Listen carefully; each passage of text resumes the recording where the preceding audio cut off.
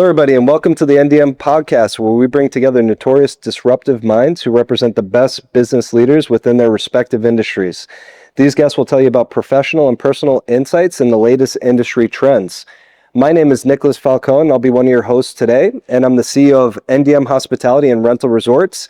At NDM Hospitality, we provide management services in the spaces of long-term rental homes, apartments, retail, entertainment, and food and beverage. And our fastest growing business, Rental Resorts, is providing branding, management, and consulting services on how to develop and bring to life residential resorts all around the world. I'm joined here by my co-host, my partner, and my brother, also the COO of our companies, Matthew Falcone. And we're excited to kick this off and have a great show.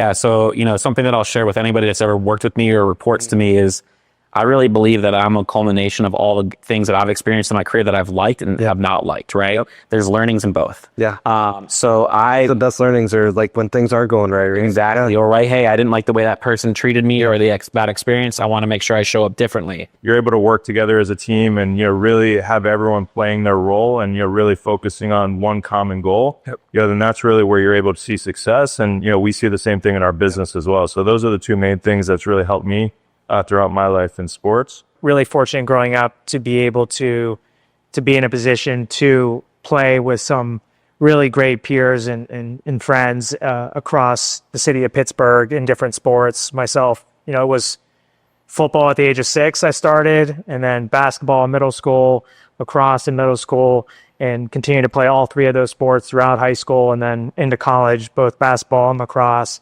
And the lessons you learn, the mistakes you make, just being able to become stronger as a result of those things, I think really helped prepare me both academically in the classroom, for sure, personally, and then professionally up into this day and going forward as well.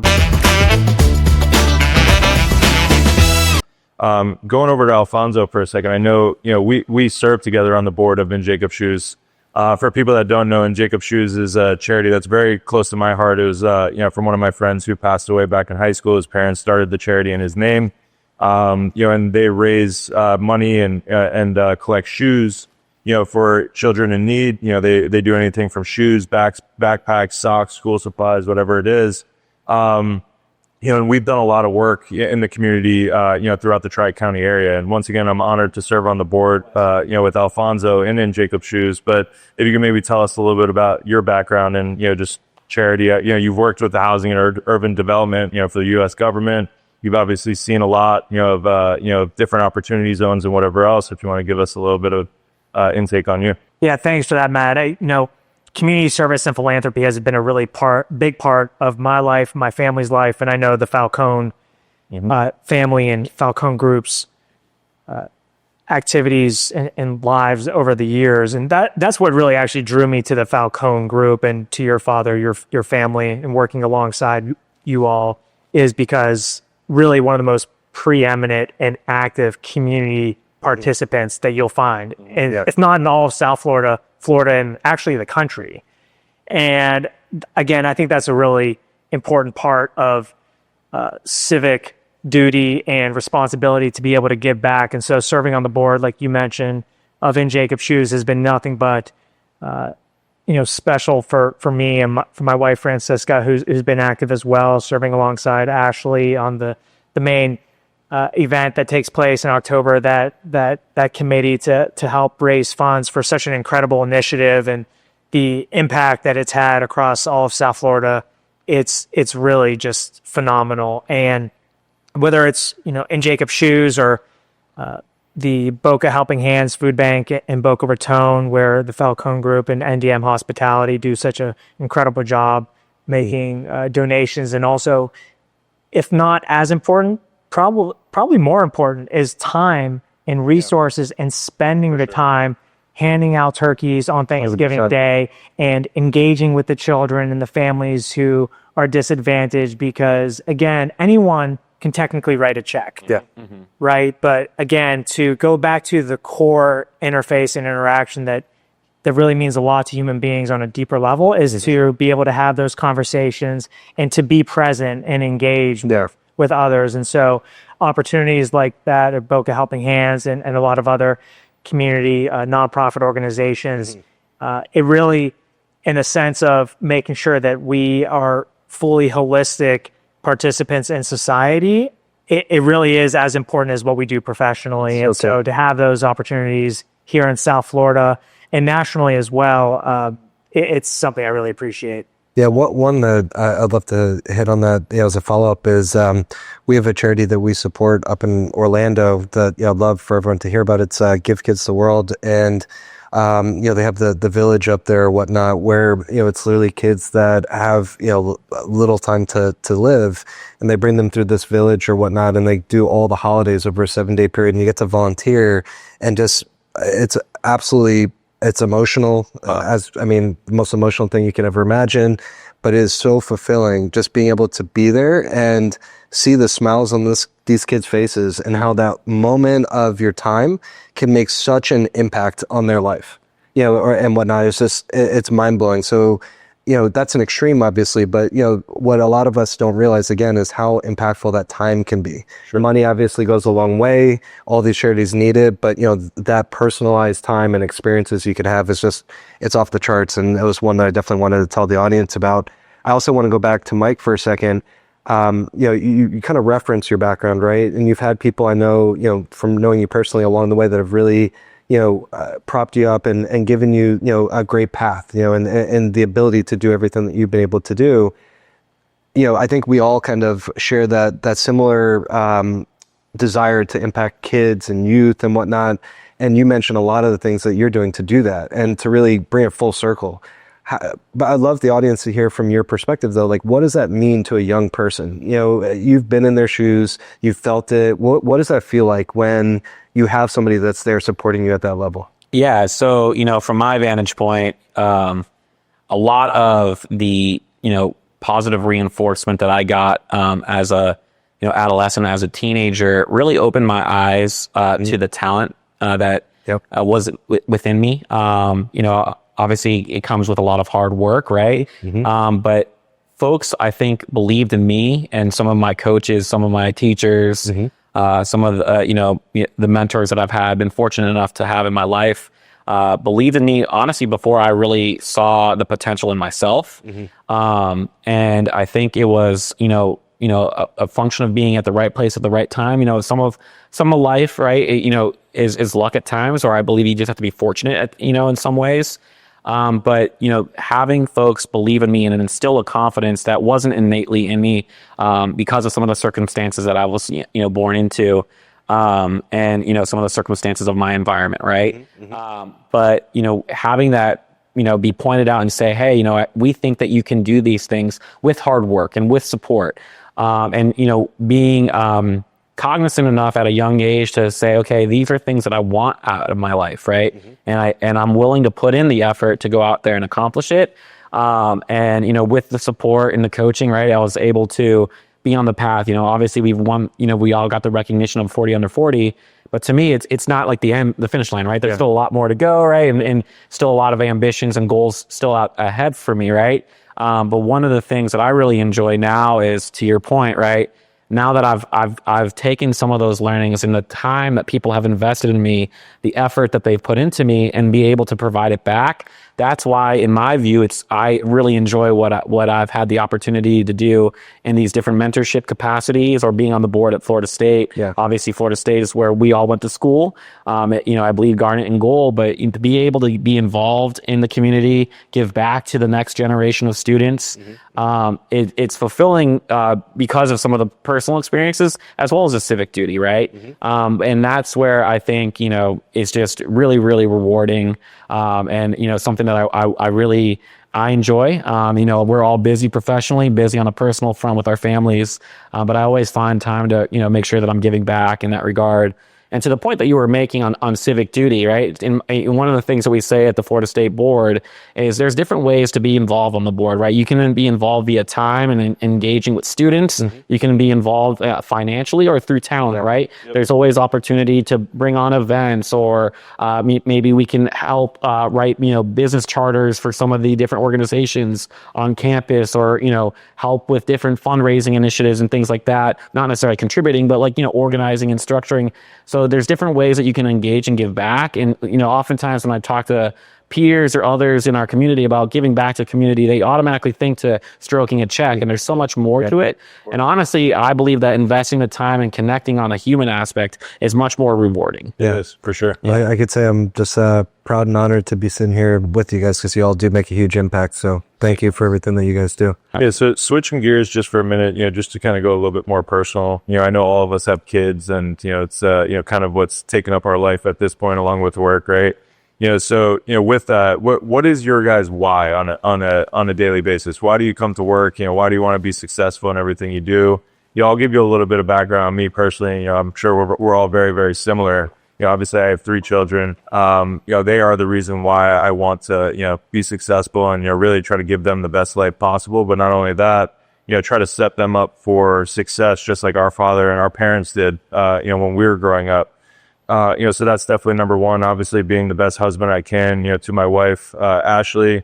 And then also on top of that, we've grown up very, in a very fortunate household as we were growing up, and our father was very successful in everything that he's done throughout his career. And our mentality with that is, we really want to be able to build upon that, and really be able to take, what he was able to build and bring it to a complete next level. Where we're able to look back and say, wow, we were able to make an impact here. And that's, really my why. And I'm sure, we can relate, as well on that level. But I want to turn it over to you guys. I'll start with House. Okay. On, what's your why? From my perspective, the why for me is taking advantage of the opportunities, or really seizing the opportunities, I should say, that were provided to me. A lot of my younger years are kind of trying to figure out, where did I fit in? Being adopted at a young age, coming from another country, coming here to the States, where do I fit? And now that I'm fortunate enough to have my own family and have my own kids, my why really is for them not necessarily to have those same worries or thoughts, right? Like, I want them to know where they fit, right? They're right where they need to be, and they're working on bettering their lives.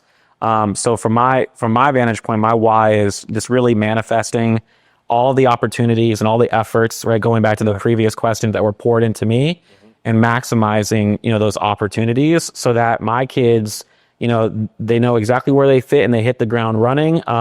And whether it's in, similar career path as mine, or something completely different, right? I want them to have that sense of confidence in knowing where they are and who they are, and what their background is. And, I'm just really excited to see what they're able to accomplish. So my why is obviously my family, and just maximizing the opportunities. That's great. What about you? Yeah, similar to you guys, family. I think it all comes back to family, and whether it's setting an example for my kids, or being able to achieve our goals and dreams as a family. My wife and my goals, my wife Francisca is so critical in that, and helping shape that vision. And we really do our best to be a team and do everything together to achieve those goals. And going back to setting an example for our kids, I'm really fortunate in what I do, what our company does, is to build communities and help, really enhance neighborhoods to the extent possible, to provide opportunities for those who necessarily don't have those opportunities. So whether it's building a 240 unit affordable workforce housing project and development in Jacksonville, Florida, or doing a incredible master plan mixed use community in downtown Miami, it looks and can feel different depending on the market that you're in. But at the end of the day, between economic development, job creation, housing opportunity, it really is this ecosystem of things that we're blessed to do on a daily basis professionally. And to be able to, in terms of conversations and example setting with my children, to say, no matter what you do, whether you're a real estate developer or you work in the hospitality space, or you're an accountant. Everyone has a role and responsibility, and we all contribute to the community in different ways. And all that really matters at the end of the day is that you do what you love and that you do your best to try to contribute. And so that, in a nutshell, and in my mind, is my why on a joint basis. That's awesome. I want to stick with the family stuff and with you, Alfonso, and we'll go to Mike as well. One of the questions we asked on the previous episode was about work-life balance, and I think that's something that the audience will probably love to hear about. Especially for professionals that are in high-level positions, it's not the easiest thing, right? It takes work, and I don't think a lot of people realize that. What are some of the tricks you use to achieve that? So I've been very intentional about getting into the gym this year, 2 to 3 days a week. Yep. So critical for your health, both physically and mentally. Big time. To be honest with you, I think being in the gym has helped me as much, if not more, mentally as it has physically. I could attest to that. Same thing. 100%. Yeah. Absolutely. And so I've been really lucky to be intentional about that this year. And then also being as focused on getting home to say goodnight to my kids as possible, because we spend time together in the morning before they go off to school. But to be able to say goodnight to them is it's kind of a different experience in the sense that they've wrapped up their day, and to be able to be there with my wife to say goodnight to my kids, a few days throughout the week, but every day on the weekend, it's really made a difference for me from a life balance, a work-life balance perspective, to the point where it's made me obviously a better father, a better husband, but it's actually made me a better professional to what I do daily, because I come into work happier, I leave happier. Yeah.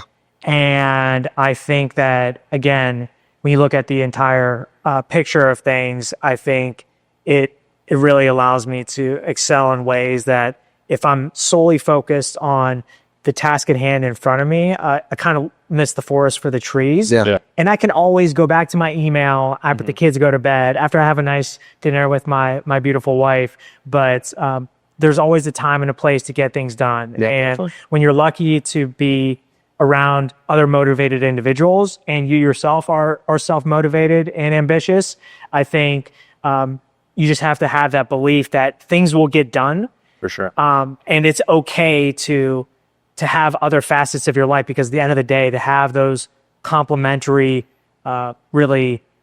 priorities in your life is what makes you successful as a human being. Yeah, this is so key. I believe in everything you just said. Let's hear from our sponsor, Rental Resorts.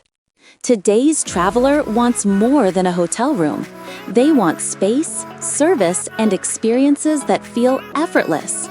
Rental Resorts delivers all three, combining the comfort of a private home with the amenities of a world-class resort. It's a model that transforms second homes and residences into thriving hospitality assets. For owners and investors, Rental provides turnkey management, global marketing, and a guest experience that builds loyalty and drives profitability. For destinations, it means longer stays, more spending, and guests who return year after year. From family reunions to luxury getaways, Rental makes living life on vacation a reality. And that vision, backed by proven operations and powerful brand partnerships, is reshaping hospitality worldwide. Rental Resorts, where lifestyle meets performance. From my vantage point, I mean, the word that he used, I would echo, is in being very intentional with your time. I try to be really structured with my days. Obviously, there's things that pop up and there's fires that you have to put out, right? But, going into each work day, I'll lay out kind of what are the priorities that I want to accomplish today. Yeah. And I might not tick off, all 4 or 5 or 6 items that I list off there, but I want to make efforts towards accomplishing those. And oftentimes I will go back online later in the evening after my kids are asleep to knock those things out if I need to, right? But I've also, to echo a sentiment that you made, there's always time to do things that you set out for, right? Yeah. So I have a coach at Costa Deerfield Beach, Tony Baker, who always says that there's time to work out. You just have to go make it, right? So I oftentimes in the workplace will hear like, oh, the day got away from me. Well, that, in my view, means that you weren't really overly intentional with your day, right? And if you set up a framework to say, okay, these are the time where I'm going to allocate to getting these things done, you can do that. And, similarly, I try to make sure that I'm home in the evenings, to be involved with bath time, to get my kids ready for bedtime. Obviously we're there in the morning and then try to be at home for the evenings as well. So I'll sign off for an hour, what have you, so that I can spend the time with my family in the evenings. And if I need to, I'll hop back online and after they're down for the night. So I think it's about finding the time, right? And being intentional to prioritize the things that are important to you, right? So key. So that's awesome, man. Yeah. I love it. With that being said, I want to also transition a little bit into the day in the life, right? And, I want to give you guys the opportunity to talk a little bit about your company, what you do, little selfless plug there on the business or whatnot. I'll start with you, Mike. Yeah, so I work for an organization called Site Impact. We're a digital marketing organization, email marketing organization. We do email enhanced campaigns. Predominantly, we work with advertising agencies. So we're not going to direct to pizza shops or auto dealerships and things of that nature. Although we do have some direct, majority of it is working with agencies where they're selling our product, and we're supporting their email campaigns. We have a huge database of consumer data, and as well as contact information, so that way you can have really targeted campaigns for folks that are in specific geolocations or certain age groups or certain income brackets, so on and so forth, right? So very nuanced marketing organization. But from a day in the life perspective, one of the things that I've learned as I progressed in my career is, as a staff accountant or a senior accountant, you're very much in the blocking and tackling, going back to the sports analogy.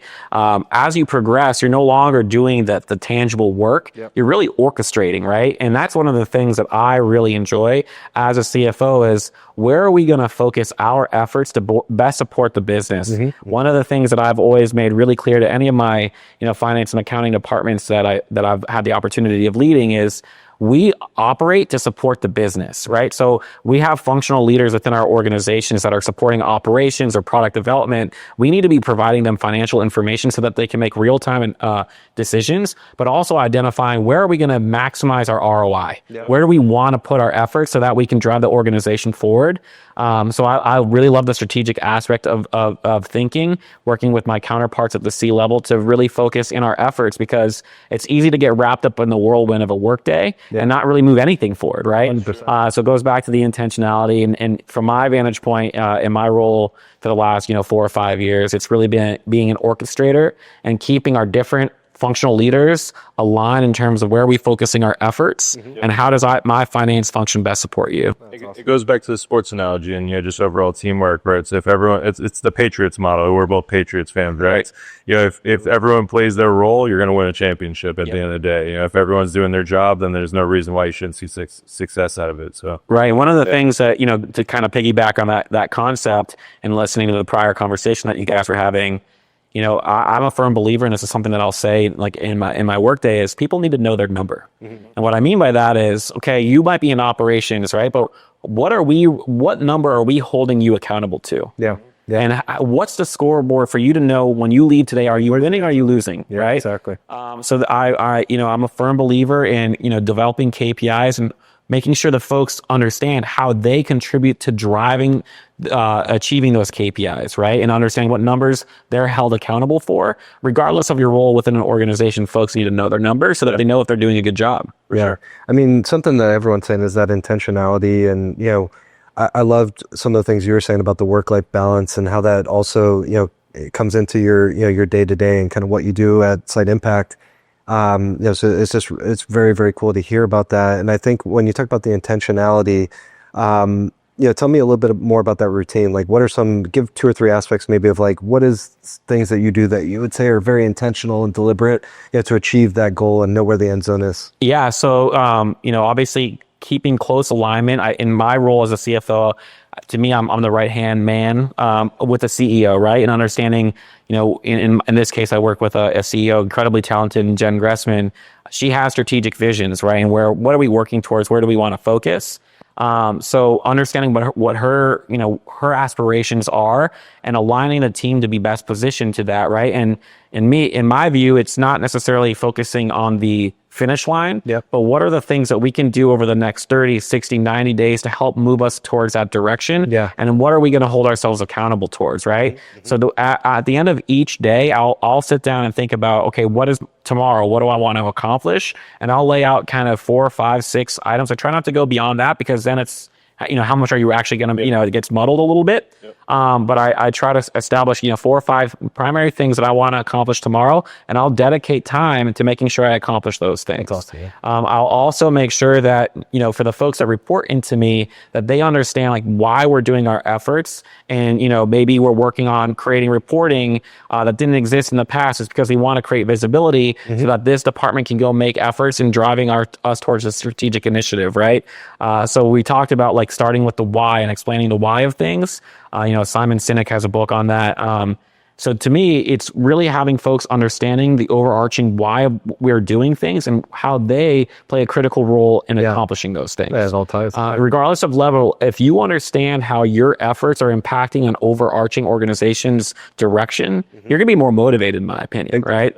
So that goes back to the intentionality and just trying to create a structure to your day. Again, there's things that pop up, but I try to avoid those things as best as possible. Yeah. So Mike, one thing I wanted to say based on what you just said, I mean, obviously your intuition served you extremely well, but what's really cool that I'm a big believer in is you and Jackie, for that matter, you guys really were very aware just of what was happening. And that's one of the things I find in my career when I look at individuals, sometimes when they're not succeeding, it's just the awareness isn't there. They're not really seeing what's happening around them and really slowing down for a second and digesting and really reflecting on that. And I feel like, that was just something that really hit me based on what you just said that allowed you to really take it to the next level. So, kudos to you. I'm just super pumped that it ended up the way that it did. It's awesome. Appreciate that. Alfonso, I want to come over to you though. Biggest challenge, what was that for you? I would say in the profession that we're in as real estate developers, the biggest challenge consistently is entitlement and permitting risk associated with the projects and developments that we undertake. And I think that there have been instances whereby we're spending heavy pursuit dollars and pursuit costs in order to try and move forward on a project, and being able to say, this isn't going in the direction that we think we had intended initially, and to be able to pivot to something else or a different initiative, I think is a really important characteristic as a business to be able to execute on. And so as a real estate developer, we experience that all the time, but to be able to take that and say, okay, where are we going to pivot to and be very intentional and focused on whether it's a different submarket or a different asset class, it ends up being a positive thing. And my father recommended a book to me that I just finished recently called The Obstacle is the Way. And it's predicated on the philosophy of Stoicism and the 3 principles of perception, action, and will. And I think it's a really important set of principles and concepts that you can carry personally, but definitely professionally as well. And I think that ability to say, okay, this is how I perceive things to be. These are the actions that I can or should take, and understanding what will is, and understanding that not everything is going to go the way that you had intended or hoped for or planned, because it's not going to. No. And that's okay. And so again, those series of challenges, they might seem like things that could completely derail what you had set out to do. But if you really hone in on, okay, where's that other door that's going to open? Who are those other partners that we can work with? And having that mindset, I think it really changes the game in terms of turning a challenge or an obstacle into a true opportunity. Yeah. No, again, just to hit on that too, I listened to a motivational speaker that says something somewhat similar. And it's a concept, again, of just being prepared, right? For anything that can come your way. And he speaks about, if you're not prepared or if you're not envisioning what the outcomes could be, then you're going to be surprised. You're going to be emotionally engaged more than if you've lived those already in your brain and you're prepared, you're ready for them. So it's just, again, I think a great perspective on how to deal with that type of stuff. I couldn't agree more. And understanding the fact that you're going to make mistakes, but at the end of the day, you can turn them into positive lessons. 100%. And with the mindset of, we don't know everything. Yep. I go into my job every day wanting to learn, eager to learn, because I definitely do not know. And I'm sorry, I just touched my mic, but I definitely do not know everything. Yeah. And I'm learning on a daily basis. And that's what's really special about a group like the Falcone Group, a team like the Falcone Group, and in the industry that I'm lucky enough to be in, real estate, is because you're always learning different projects, different situations, and that's okay. Yeah. You know, even if you ask your father, who's, again, a titan of industry, I was just going to say that. you know, Yeah. in his mid-60s, he tells us every day, I don't know everything. Yeah. And I'm learning too, alongside you all. Now, he's on a different wavelength and level of understanding and having that experience and advantage. Yeah. And I think that's what makes a really important leader, and someone like Art and others, is being able to acknowledge that, because nobody's perfect. Yep. But as long as you're striving to keep learning and being better, it's going to play out manyfold in a lot of beneficial ways for your company and you personally. So I was gonna mention, it's so motivational when you see someone like him that, you know, to your point, has all that success, but goes in every day saying, I'm going to listen and learn from others. And he cracks me up sometimes when he's talking about AI and these other things where most 66-year-old people, they're not in tune with that. and they're not willing to even entertain it. No, not at all. And not only does he, I wouldn't say he's a tech expert, but he understands how to apply these things, and he has a vision for how to apply them to business. And it's just, I sit there and I definitely get just motivated watching that. So it's spectacular. If you're willing to use ChatGPT, you're as much of a tech expert as I am. So I'm fine. I still get a kick out of his issues with his phone, though. For some reason, he can't figure out how to use his email. He's no, just damn Microsoft 365. I'm like, dude, you don't have Microsoft 365 with it. It's an Apple phone. Come on. So So you know, with that being said, you know, first of all, it was absolutely great, you know, to sit down with you guys today. I just want to end it off with one more question, just for the both of you guys. You know, this is something that, you know, we're always very goal oriented. You know, we're always really trying to focus on what our goals are and making sure that we're, you know, striving to hit those goals as much as possible. I'll start with you, House. What are your personal goals or, you know, business goals that you really want to accomplish now that you've won this award, you know, and to continue going throughout your career? Yeah, so I have a couple of different goals that are in my mind, or things that I'm focused on at this point in time. You guys touched on it a little bit in this last, you know, bit of the conversation. Obviously, AI is changing things, right? So, you know, some of the things that I've been looking into is, you know, I use ChatGPT or Google's Gemini. There's a couple other tools that I've leveraged, but there's different ways of incorporating AI into our business processes. So one of the things that we're really evaluating here at Site Impact is, how do we incorporate AI into understanding our overarching data sets and being predictive with our data? So we're working with, or we're currently evaluating a couple different vendors where we're going to be establishing a data mart or a data lake that allows for us to do conversational type queries and get answers on our data that we have in terms of, hey, here's an example, you know, what's the relationship between this customer and this month and like sales volume, what have you, or are there trends that maybe a human might not pick up? And being more prescriptive with our data, incorporating AI into our basic processes. So that's one area that I'm really trying to lean into and understand what are the potential aspects that AI can be leveraged to make our lives easier. Because in my mind, if you aren't becoming proficient in AI, or if you're not leveraging it, your business is going to get left behind. And to the point that you're making on your dad, he's seen those evolutions of business. He's seen the way the way people conduct business has evolved. So he understands that this isn't a wave that you can fight. It's going to happen. Either you're going to hop on the board and ride the wave, or you're going to get left behind, right? For sure. So that's one. Sticking on AI for a second, have you ever used Grok 3, Elon's AI? I have not, no. It's one of the only AI platforms that actually utilizes objective reasoning, you know, for its thought process. So, you know, with what you were just saying, it might be something good to look at. Yeah, definitely check it out. Very robust, you know, with like how it thinks and whatever else. It's pretty cool. Absolutely. Yeah. Other goals, you know, being new to the Site Impact role, right, is working with the C-suite that I've, been, stepped into. Tons of tremendous professionals there, but really laying out what the roadmap is, not only for the next 12 months, but, 36, 60 months. What are we working towards? What's that North Star? And like kind of defining what that is, because then again, we can create, okay, if that's what we're working towards and that's our why we exist as an organization, we can create goals and objectives that we can accomplish in the next 6, 12, 18 months to move us in that direction. So laying out a strategic roadmap for the organization. And then lastly, more on a personal front, and this is something that, Jackie and I have talked about coming into my career.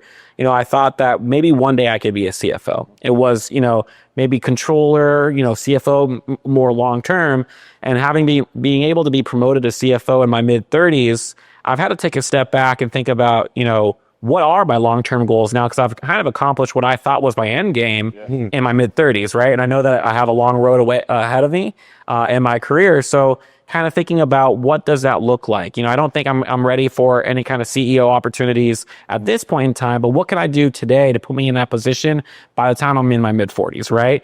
Or is it, stepping away and doing something of my own, right? And creating a business of my own, being my own kind of boss per se. So kind of evaluating, and trying to come up with a more long-term objective in terms of where I want to take my career. So, obviously still fluid. I don't necessarily know that I have made a decision there, but for right now, just that continuous learning. In my opinion, no matter where you're at in your career, it's awesome to hear that Mr. Falcone's doing that. I'm not surprised that he's continuing to learn. In my opinion, you'll never be the smartest person in the room, right? You'll never know everything. Is having that humility to understand that, but just having that the innate desire to continue to learn, that's going to drive you forward. That's awesome, man. I could say with confidence that if you wanted to be a CEO, you wanted to own your own business, you could do that. Definitely. So one thing I would say to you is don't put any ceiling, because you can accomplish whatever the hell you appreciate that. Yeah, no, of course, brother.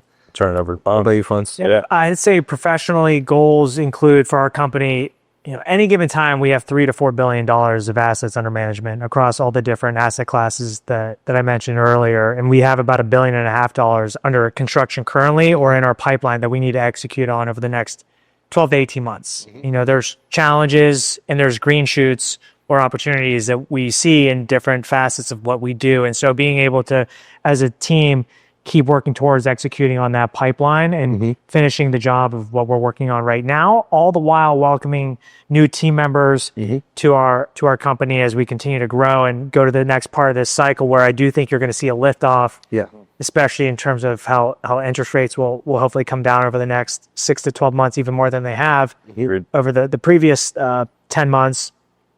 So I think overarchingly, that's our professional goal as a company. Personally, it's going back to those things I mentioned earlier, focus on, the physical aspect of working out and getting in the gym, because it helps me both physically and mentally, and just spending more time with my family and being really focused on that on a daily basis. I think more of the medium and long-term personal goals, something for me at where I'm at personally in my life. It's something that I think will continue to flesh out as I really continue to focus in on the task at hand on a daily basis for myself. But knowing that I have the faith, belief, and the confidence that everything I'm doing on a daily basis, as long as I attack, all those things will kind of present themselves in a way that I'm really excited about what the future holds. So that's awesome, man. Well, again, I know you'll do big things. So looking forward to watching. We're trying. Collaborating with you along the way. Likewise. Thank you, guys. Well, gentlemen, it's been an absolute pleasure. It's an honor to be associated with both of you professionally, personally, and just had a lot of fun today in the conversation. So thank you, guys. And keep it out where everything goes and your guys' careers and being alongside with you guys. So thank you. Appreciate it. Thank you, guys.